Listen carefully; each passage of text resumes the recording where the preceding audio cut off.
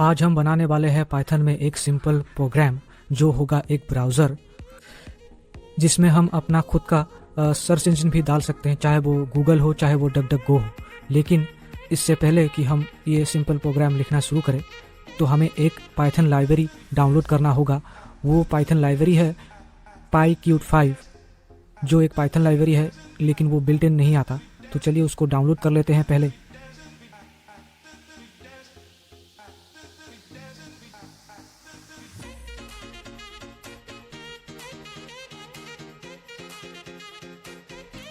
मैंने ये library already download करके रखा हुआ था, तो ये मेरा ऑलरेडी डाउनलोडेड दिखा रहा है। तो अगर आपने डाउनलोड नहीं किया है तो आप डाउनलोड कर ले पहले, उसके बाद आप ये प्रोग्राम मैं जैसे लिख रहा हूँ ऐसा लिखना शुरू करें आप।